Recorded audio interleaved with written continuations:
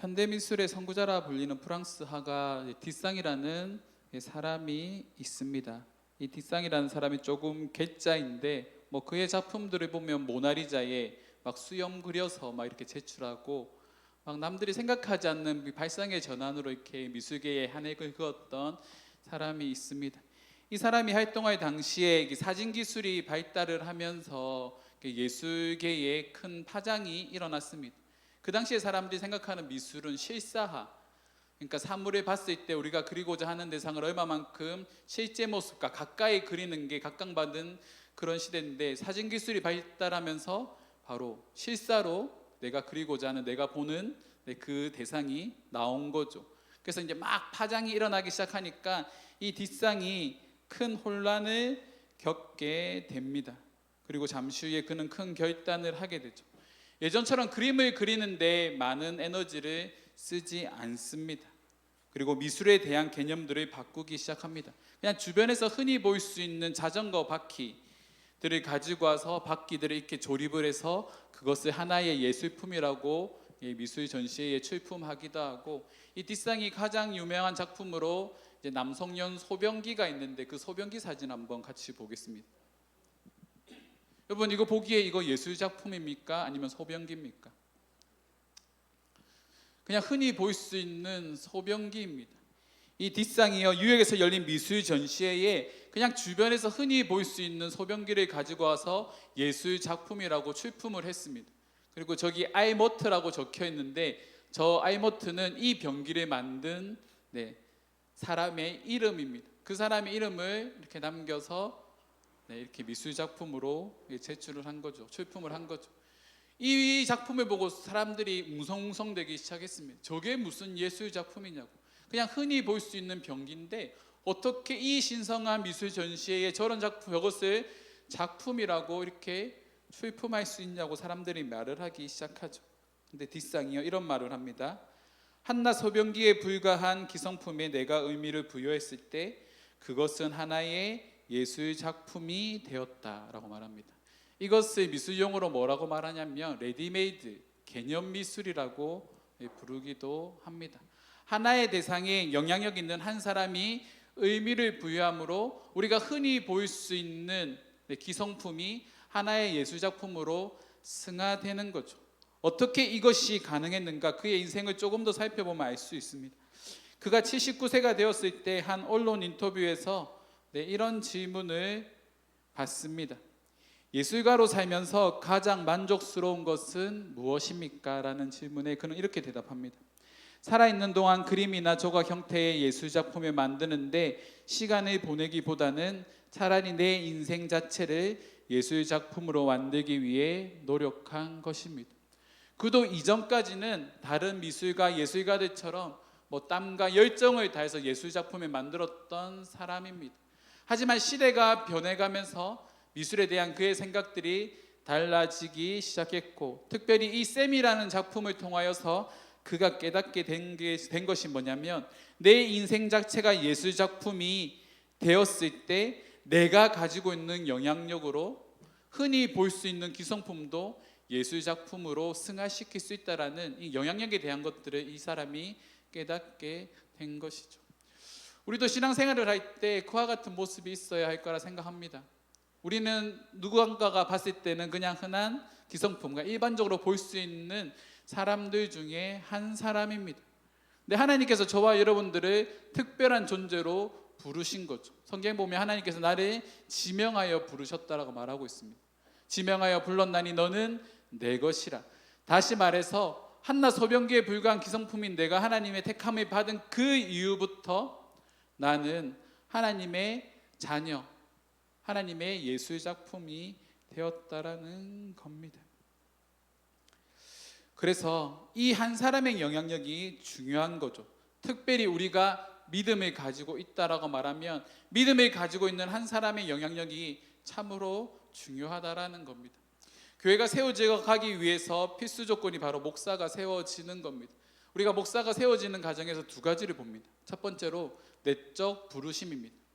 내가 하나님으로부터 부르심을 받았는가, 받지 않았는가에 대해서 본인이 자기가 목사가 되고자 하는 그 사람이 근데 분명한 확신이 있어야 되고, 이 확신을 넘어서 두 번째 중요한 요소가 뭐냐면 교회가 그 사람을 목사로 세워갈 것인가 아니면 그렇지 않을 것인가를 평가하는 외적 부르심도 중요하다라는 거죠. 그래서 우리는 내가 신앙생활하는 것도 중요하지만 바로 주변의 사람들의 평가로부터 내가 정말로 믿음이 있는지 믿음이 없는지를 평가받는 것도 중요하다라는 겁니다. 간혹 교회 안에 그런 사람들이 있죠. 나는 예수 믿는데라고 말하면서 주변 사람들로부터 평판이 좋지 않은 사람, 그런 사람들은 한번 자신의 신앙을 한번 되돌아봐야 하는 거죠. 우리가 예수를 믿는다라는 것은 예수님과 같은 모습으로 같은 성품으로 변해가는 겁니다.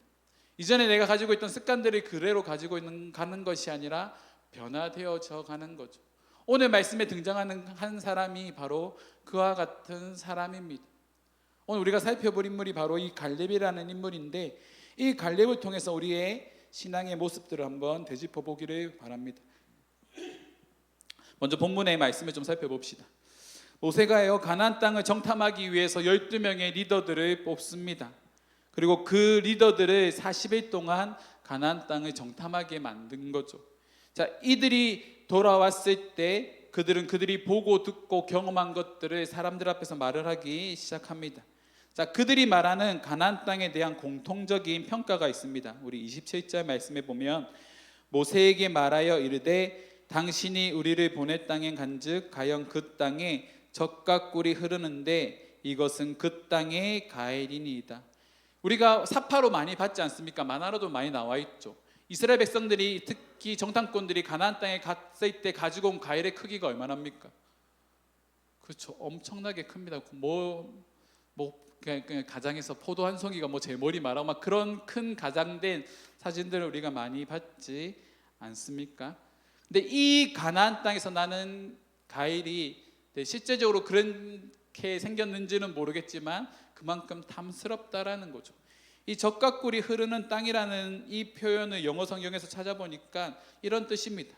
자, flowing with milk and honey, 우유가 흐르는 땅이라는 의미입니다. 우유가 흐른다라는 건 뭘까요? 목축을 하기에 적합한 땅이라는 거죠. 자, 이스라엘 백성들은 유목민입니다. 그 전까지 양을 치고 짐승들을 치면서 살아왔던 사람입니다. 근데 이들에게 중요한 게 뭘까요? 목축을 하기 위해서 이들을 먹일 수 있는, 가축을 먹일 수 있는 풀이 중요하다라는 거죠. 근데 이 가나안 땅에 그런 풀들이 가득하다라는 겁니다. 우유가 흐른다라는 건 이 목축업이 너무 잘 되니까 그들의 우유 생산량이 올라간다라는 거죠. 한마디로 말해서 목축을 하기에 적합한 땅이라는 겁니다. 또 다른 의미로, 자, 이 땅은 영어 성경에 보니까 허니라고 표현되어 있습니다. 꿀이라는 말이죠. 꿀이 많다라는 건 별들이 살아가기에 적합한 땅이라는 겁니다. 벌들이 많다라는 건 주변에 꽃이 많다라는 거고, 풀들이 무성하다라는 거죠. 한마디로 말해서 농사를 짓기에도 적합한 땅이라는 겁니다. 목축을 하기에도 그리고 농사를 짓기에도 적합한 땅, 그 땅이 바로 젖과 꿀이 흐르는 가나안 땅이라는 겁니다. 근데 문제가 있죠.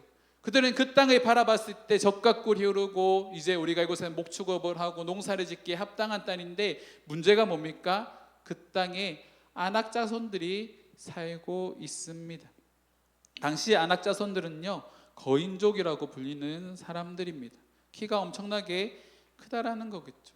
그래서 그 사람들 보고 돌아온 10명의 정탐꾼이 입을 모아 하는 말이 뭐냐면, 그 땅은 거주민을 삼키는 땅이고 모든 백성은 신장이 장대하고, 그리고 그들이 하는 고백 중에 우리는 그들 앞에 섰을 때 메뚜기와 같다라고 말합니다. 볼품 없다라는 거죠. 요즘에 저희 둘째 아들이 개미를 그렇게 죽입니다.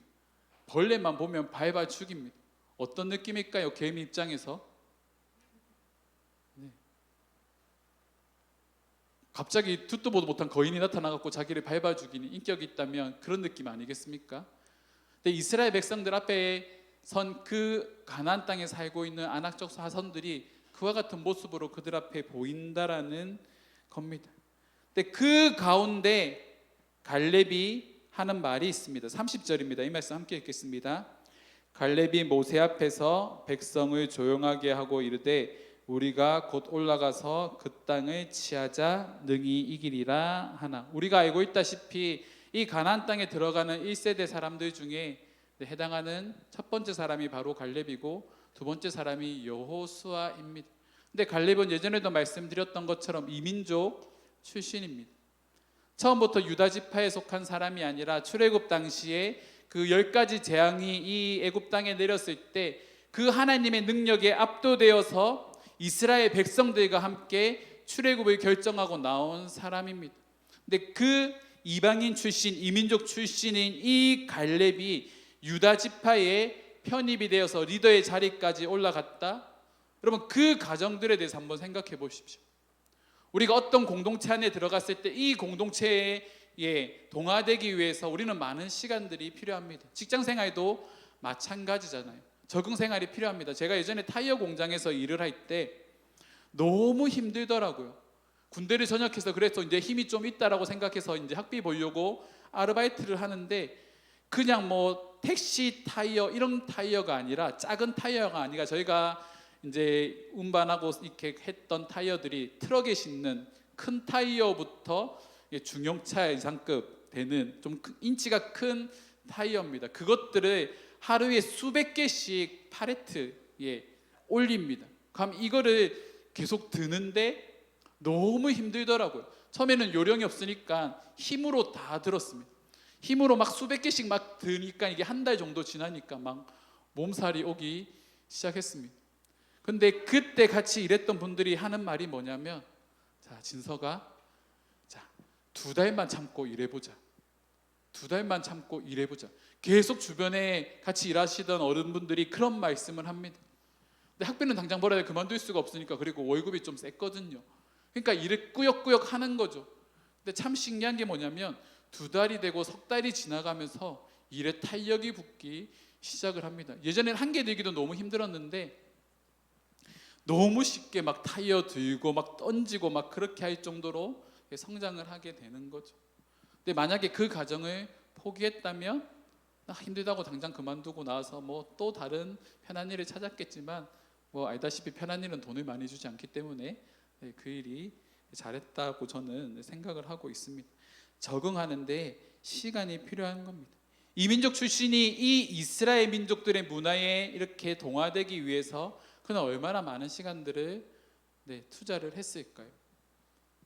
그러니까 이민족으로 살아갈 때 이방신들을 섬기는 것이 익숙한 사람이 유일신 하나님을 믿는 이스라엘 백성들의 그 신앙을 배워가는 과정에서 또한 이 이민족 출신인 이 사람이 이 유다 지파, 나중에는 예수님을 배출하는 명문가지 않습니까?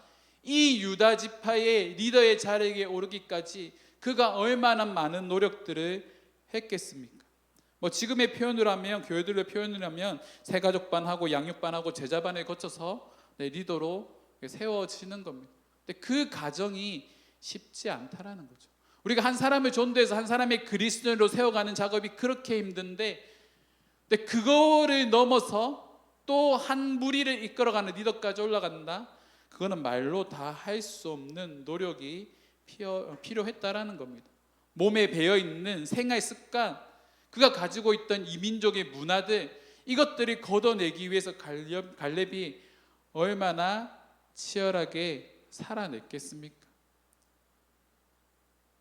근데 그렇게 이미 살아왔던 이스라엘 민족들은 우리는 저 가나안 땅을 정복할 수 없어, 우리는 저들 앞에 메뚜기 하라고 말을 하고 있는데, 이 이민족 출신의 리더자는 그 땅을 정복할 수 있다라고 말을 하는 거죠. 한마디로 말하면 나중된 자가 먼저 된 대표적인 인물이 바로 갈렙입니다. 근데 갈렙의 믿음이 이때만 그랬을까요? 아닙니다. 이제 이스라엘 백성들이 가나안 땅에 들어가서 이 땅을 분배하는 과정에서 사람들이 다 꺼리는 가장 정복하기 힘든 헤브론 땅이 있습니다. 근데 그 땅에 이 갈렙이 달라라고 말을 하는데, 여호수아 14장 12절 말씀에 보면 다음과 같이 말합니다. 우리 함께 읽겠습니다.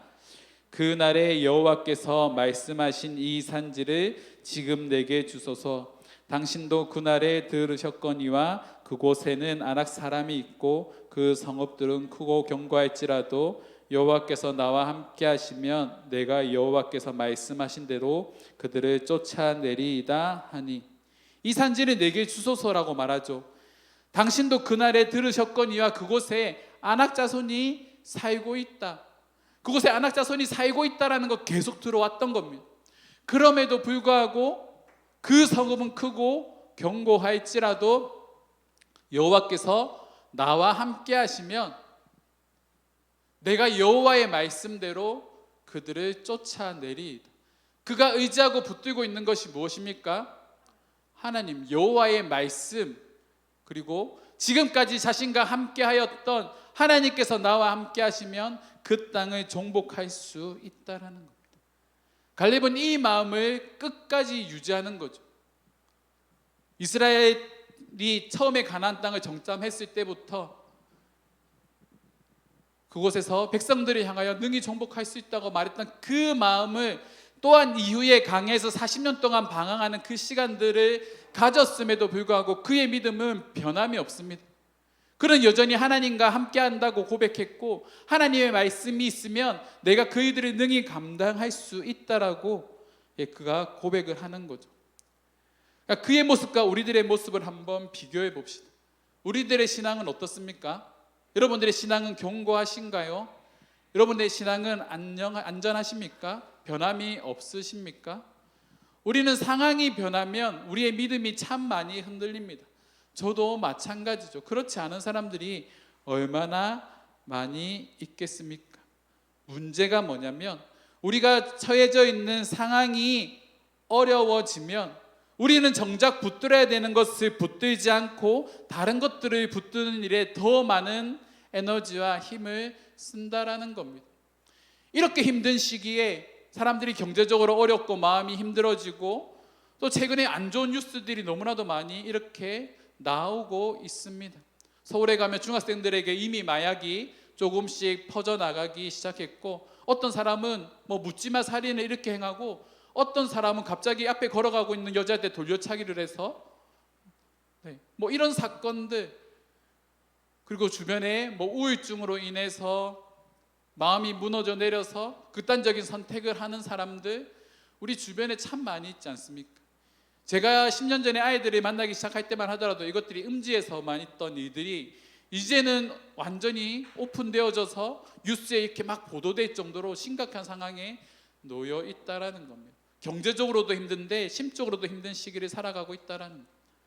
근데 이 시대에, 이런 시대를 우리가 살아가고 있는데 우리의 믿음을 지키기 위해서 우리가 무엇을 해야 할까요?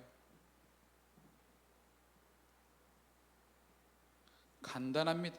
하나님께서 우리에게 요구하신 세 가지의 의무를 먼저 잘하면 됩니다. 첫 번째로 주일 성수죠. 예배 자리 여러분들 잘 지켜내셔야 합니다. 이 자리가 흔들리기 시작하면 결코 믿음은 견고하게 세워지지 않습니다. 그리고 두 번째가 말씀과 기도와 같은 경건 생활입니다. 이 경건 생활이 무너지기 시작하면 여러분들 세상을 이길 수 있는 능력이 사라지게 됩니다. 여러분, 하나님의 말씀이 없이 여러분들 이 험한 세상, 이 유혹 많은 세상을 이길 수 있을까요? 세상만 나가보면 온갖 부정적인 얘기들과 우리의 길을 솔깃솔깃하게 만드는 수많은 이야기들이 있습니다. 이런 주식을 샀는데 이런 게 좋았다더라. 이거 사면 대박 친다더라. 지금 이 시간에 진짜 이렇게 힘든 시기에 교회 나가면 뭐하노? 밖에 나가서 한 푼이라도 더 벌어서 일해서 돈 벌어야지. 지금 봐라, 이 나라 돌아가는 꼴을 봐라, 세상 사람들 살아가는 삶 봐라, 범죄 일어나는 것 봐라, 무슨 신이 존재하냐. 이런 우리의 마음을 흔들리게 만드는 수많은 얘기들이 있다라는 겁니다. 근데 그 가운데서 우리의 마음이 흔들리지 않기 위해서 우리가 가지고 있어야 될 게 뭘까요? 바로 말씀과 기도입니다. 하나님을 바라볼 수 있는 시선이죠. 갈렙이 다른 것들을 바라보지 않고 하나님의 말씀을 의지해서 이스라엘 백성들에게 선포했던 것처럼 노년의 때가 되었을 때 하나님이 나와 함께 하시고 내가 그분의 말씀대로 내가 나아가면 그들이 반드시 쫓아낼 것이다라는 그 확신을 가지고 있었던 이 갈렙의 모습처럼 우리의 마음 가운데도 하나님이 우리와 함께 하시고 하나님이 그 말씀대로 살아가는 자들을 하나님께서 반드시 승리하게 하신다라는 그 확신이 저와 여러분들에게 있어야 한다라는 겁니다. 그리고 세 번째로 온전한 예물을 하나님께 드리고 있는지도 우리가 고민을 해봐야 되는 거죠. 성경에서 하나님과 비교하고 있는 유일한 대상이 바로 물질입니다.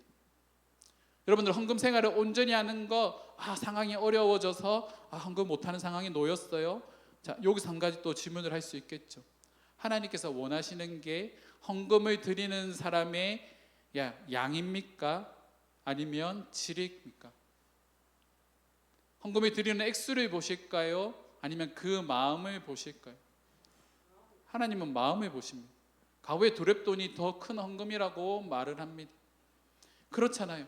세상에서 커피 한 잔 사 먹을 돈은 있는데 하나님 앞에 드릴 헌금이 없다라고 말합니다. 뭐 데이트하는데 5만 원, 10만 원 이렇게 아무렇지 않게 쓰는데 하나님께 드릴 헌금이 없다라고 말합니다. 이런 자들에게 과연 하나님을 사랑한다라고 고백할 수 있는 그런 모습이 있겠습니까? 없는 거죠. 이게 신앙생활 할 때의 가장 기본적인 모습입니다. 주의 성수, 경건생활, 그리고 헌금생활, 이것이 흔들리기 시작하면 믿음은 분명히 흔들리게 되어 있습니다. 믿음이 좋다, 저 사람 정말 믿음이 좋네, 그 믿음을 평가하는 게 뭘까요? 이 세 가지의 경건생활, 기본적인 신앙생활에 더해져서 그 다음에 따라붙게 되는 여러 가지 것들입니다. 갈라디아서 5장 22절 23절 말씀에 보면 성령의 9가지 열매가 나오지 않습니까? 네. 사랑과 희락과 화평과 오래 참음과 자비와 양성과 충성과 온유와 절제, 열매라고 말합니다. 성령의 열매라고 말하는 거죠. 우리가 기본적으로 마땅히 해야 하는 이 경건 생활에 이 열매들이 하나씩 더해지는 겁니다. 그렇게 해서 이것들이 쌓여가기 시작할 때 우리의 믿음이 견고해지는 거죠. 내가 주의 성수도 잘하고 말씀과 경건, 말씀과 기도, 신앙 경건 생활도 잘하고 하나님께 온전한 예물을 드리면서 누군가를 사랑하는 마음이 탑재되었을 때 그 사람의 믿음이 성장하게 되는 겁니다. 이번에 저희가 우물을 팠지 않습니까? 죄송합니다. 우물을 파는데 저희 교회 성도들이 드린 헌금보다 외부에서 드린 헌금을 드린 사람들이 훨씬 많습니다. 이게 무엇이 문제일까요? 아까 말씀드린 것과 동일한 거죠. 하나님의 일을 하는 것보다 나의 일이 여전히 우선되고 있다라는 겁니다. 커피 한 잔 값을 아껴서 하나님의 일을 하는 것보다 커피 한 잔 내 입을 즐겁게 하는 일이 더 중요하다라는 겁니다. 무엇을 먹을까 마실까 입을까가 더 중요하다라는 거죠. 근데 성경은 분명하게 말합니다. 무엇을 입을까 먹을까 마실까를 통해서도 하나님께 영광을 돌리게 하라라고 분명히 말을 하고 있는 겁니다. 먹든지 마시든지 무엇을 하든지 우리의 삶 자체가 바로 하나님의 영광이 되어야 하는 거죠. 신앙생활과 삶을 여러분들 분리하시면 안 됩니다. 우리는 어느 곳에 있든지 우리는 성도고 한 사람의 그리스도인입니다. 수많은 사람들이 부정적인 얘기를 하고 안 된다라고 말을 해도 우리는 그 자리에서 하나님이 우리와 함께 하시며 하나님께서 분명히 말씀하셨기 때문에 우리는 그 일을 능히 감당할 수 있다라고 고백하는 자들이 되어야 합니다. 14장 8절과 9절에서 하는 갈렙의 고백을 봅시다. 함께 읽겠습니다. 여호와께서 우리를 기뻐하시면 우리를 그 땅으로 인도하여 들이시고 그 땅을 우리에게 주시리라. 이는 가연 젖과 꿀이 흐르는 땅이니라. 다만 여호와를 거역하지 말라. 그 땅 백성을 두려워하지 말라. 그들은 우리의 먹이라. 그들의 보호자는 그들에게서 떠났고 여호와는 우리와 함께 하시느니라. 그들을 두려워하지 말라 하나. 여호와께서 우리를 뭐 하시면요? 기뻐하시면. 이게 전제되는 거죠. 여호와께서 우리를 기뻐하시면 그 이후에 이런 일이 일어난다라는 겁니다. 우리를 그 땅으로 들이시고 그 땅을 우리에게 주시고 또한 우리가 여호와를 거역하지 않았을 때, 그리고 그 땅 백성들을 두려워하지 않았을 때 그들은 우리의 먹이가 되고, 또한 그들의 보호자는 떠났고 하나님이 우리와 함께 하실 것이다. 그러니 뭐 하지 말라고요? 두려워하지 말라라고 이야기하고 있습니다. 사랑하는 성도 여러분, 무엇이 두려우십니까? 세상의 흐름에 쫓아가지 못하는 것이 두려우십니까? 아니면 하나님이 우리와 함께하지 않으심을 느끼는 것이 더 두려우십니까? 우리에게 진짜 두려운 것은 하나님이 나와 함께하심을 내가 느끼지 못하는 겁니다. 하나님이 나와 함께하신다는 것을 내가 느낀다면, 분명히 고백할 수 있다면 우리의 믿음은 흔들리지 않을 겁니다. 그러기 위해서 우리는 온전히 하나님만 의지해야 되죠. 빌립보서 4장 13절 말씀입니다. 내게 능력 주시는 자 안에서 내가 모든 것을 할 수 있느니라. 이 고백이 선행되는 것이 내게 능력 주시는 자 안에서 내가 모든 것을 할 수 있다라는 고백입니다. 그리고 그 앞에 나오는 말씀에서 바울은 그런 말들을 하는 거죠. 어떤 상황에서도, 어려워도, 힘들어도, 가난해도, 부자일 때도 그 모든 상황 가운데 내가 할 수 있는 것은, 내가 할 수 있다고 고백하는 것은 내게 능력 주시는 자 안에서 할 수 있다라고 고백을 하는 겁니다. 성도는 그와 같은 사람들입니다. 나의 능력으로 하는 것이 아니라 하나님의 능력으로 살아가는 자들입니다. 아까 우리가 했던 은혜라는 찬양처럼 내가 누려왔던 그 모든 것들이 나의 능력으로 받은 것이라 생각하지 마십시오. 하나님의 은혜로 우리에게 주어진 것입니다. 하나님의 은혜로 주어졌기 때문에 우리는 그 은혜로 이것들을 가지고 하나님의 이름을 드러낼 수 있는 사람이 되어야 합니다. 그래서 성경은 분명히 말합니다. 특별히 야고보서 같은 성경에 보면 그런 말씀 되게 많이 하잖아요. 행함이 없는 믿음은 죽은 믿음이다. 믿음의 고백들은 있는데 믿음의 실체가 없다면 그 믿음은 죽은 믿음입니다. 믿음이 있다라고 고백을 하는데 사람들 앞에서 저 교회 다녀요, 예수 믿어요 라고 고백을 하는데 세상 사람들이 인정하는 믿음의 실체, 저 사람 진짜 예수 믿는 사람이구나, 저 사람 진짜 교회 다니는 사람이구나, 그렇게 분명히 우리에게 전달되어지는 믿음의 실체가 없다면 우리의 믿음을 한 번 더 점검해 봐야 되는 거죠. 어떤 사람들은 그런 말들도 하더라고요. 목사님이니까 그렇게 사는 거 아닙니까?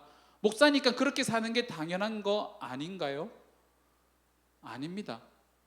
저는요, 직분이 목사인 겁니다.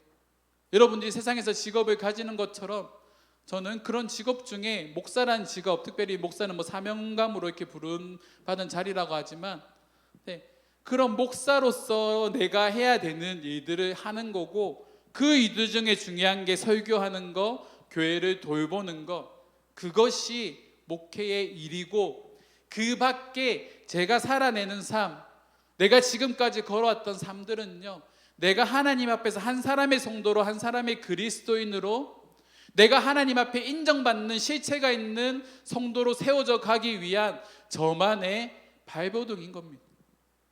목사이기 때문에 당연히 그렇게 하는 거 당연한 것이 아니죠. 그건 세상 사람들도 합니다. 저희 교회 아이들이 놀러 오지 않습니까? 아이들이 끊임없이 저에게 질문을 합니다. 목사님 왜 하세요? 왜 이렇게 하세요? 돈 많이 되잖아요. 그런 말들이 아이 끊임없이, 안 믿는 아이들도 질문을 합니다. 근데 그 아이들에게 제가 머리 다 계산해서 그런 거 생각해서 말을 할까요? 그렇지 않습니다. 한 가지 얘기합니다. 그냥 너희들이 좋아. 저는 이 말밖에 하지 않습니다. 이 말밖에 하지 않는데 아이들이 교회 와서 지내다가, 시간 보내다가 아이들이 그렇게 있다가 갑니다. 목사기 때문에 그런 일을 할까요? 아니요. 목사가 아니더라도 세상에 나가면 그런 일들을 하고 있는 사람들 많이 있습니다. 그런 것들을 하는 이유는 한 가지입니다.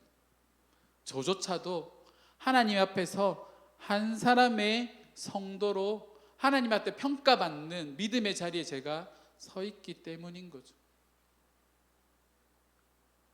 사랑하는 성도 여러분, 우리가 하나님 앞에 서게 되었을 때 우리의 믿음을 평가받는 날이 분명히 있습니다.